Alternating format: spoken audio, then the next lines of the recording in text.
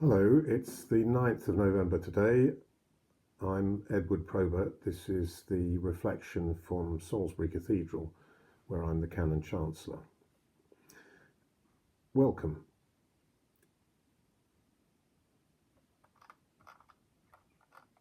I want to talk initially about my childhood and actually about the cleaner that my mother used to employ. There was a gentleman in his 70s called Mr. Curry. He was a really engaging bloke, and he was a fount of all sorts of conversation and recollections of his own life and of life around him, which really absorbed my whole family. My three elder siblings, my parents, were all very fond of Mr. Curry. He used to talk about what was really to us quite exotic circumstances from his own life. He used to talk about the East End of London, where he'd grown up before the First World War, of running away really from his family and joining the army in 1909 when he was still underage and blagging his way through the recruitment process. He was in the artillery and served all the way through the First World War.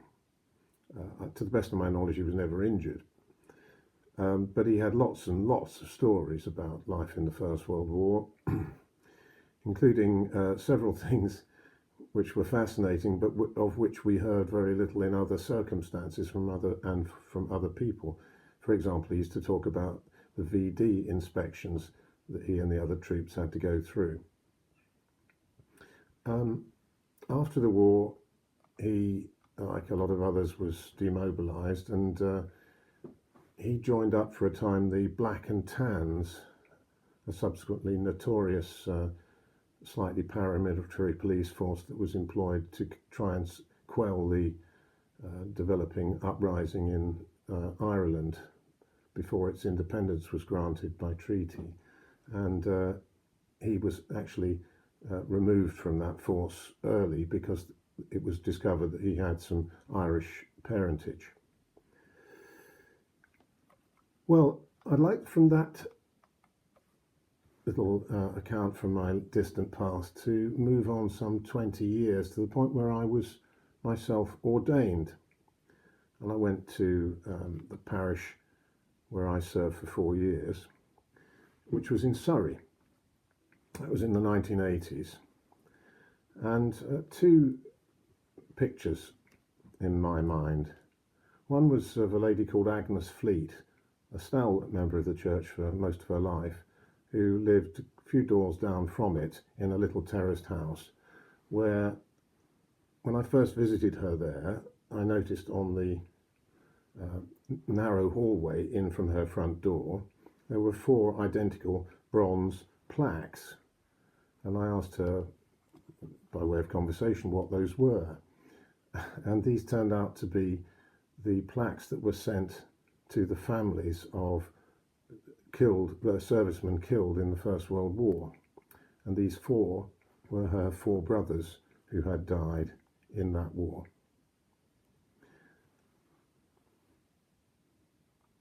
Another picture of a similar period, the same place, was a lady I visited about a family funeral. And we were sitting in her kitchen having a cup of tea.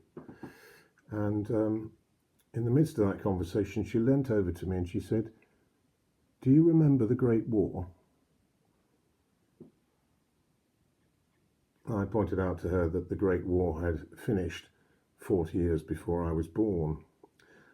But for her, of course, it was a present reality. It had formed her life, not being history as it was for me. The other picture of that parish where I first served was the first Remembrance Sunday service that I took part in there. Going into it, I was struck by the great array of men in suits and smart jackets lined up in the pews, and secondly, there was this mysterious sound which I had never in my life heard the like of before, which went on through the service, and especially every time people stood up, which was a chinking of medals.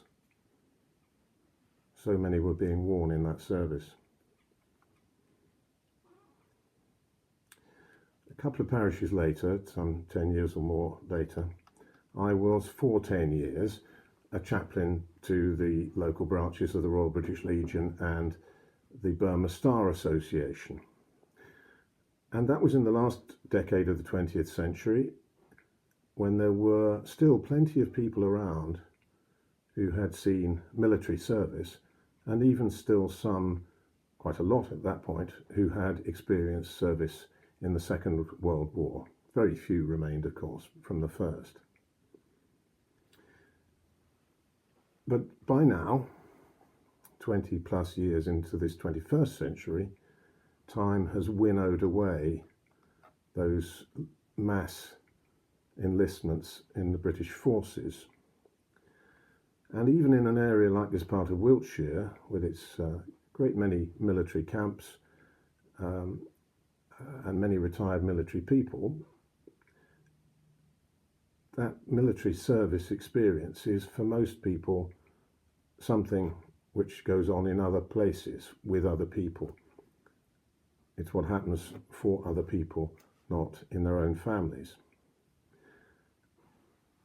And the circumstances of war, military service indeed, are largely known from news or from history, and not from the intimacy of personal experience, such as I was encountering it in earlier parts of my life.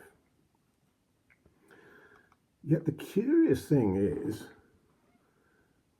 that now, in 2022 and in recent years, remembrance, this time of year, the thing which prompts me to wear this poppy here, remembrance is a bigger deal than it was 50 years ago, 40 years ago, 30 years ago, when the encounters with warfare and with military experience were so much more more present. It's now pretty much a requirement for any kind of public figure, for example, newsreaders on the television or anyone giving interviews, or indeed me, hence this, it's pretty much obligatory to wear a poppy and to wear them for quite a long time before Remembrance Sunday. It wasn't always so in my own experience. Back in the 80s, the act of remembrance, the 2-minute silence and the last post and so on, and the reveille, those things only happened on Remembrance Sunday, the Sunday nearest to the 11th of November, the Armistice Day. Now, this year will be a case in point. You will hear it, that act of remembrance, the keeping of silence, the last post and reveille, on the 11th, as well as on the nearest Sunday, this coming Sunday. And you'll hear it not just in churches, but also in all sorts of public spaces like schools, like the supermarkets. At the time of the armistice being signed, 11th of November, you will hear, at 11 o'clock, you will hear all sorts of places in this country descend into silence. Now,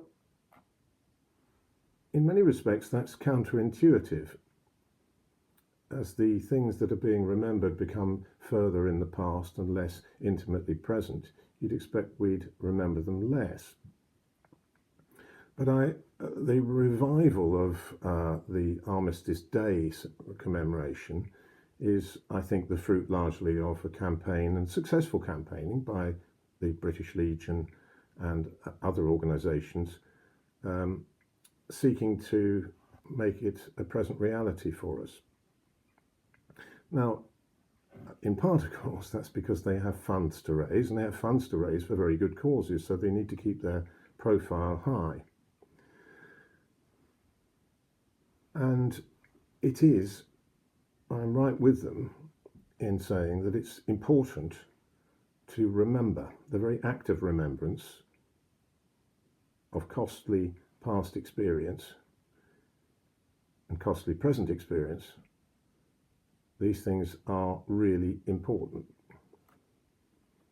But I do want to say two countervailing things as well. It's very easy to idealize and to sentimentalize people and events which are long in the past. And these are temptations which need to be balanced with some realism and some skepticism. People of the past were not wonders of marvellous, always well-motivated people. They were the same mixed bag as the rest of us are still in our time. We're not looking solely at heroes any more than we are when we look around us now. Secondly, life goes on. And while we must know the past, we can only live in the present. And what's more, we're called to live both now and forever. So we're affected by what's past. Of course we are. It'd be folly to deny it. But under God, every day is new. Every day is rich in promise and rich in opportunities for service. And this is where we live, not in an ideal past. Thank you. Goodbye.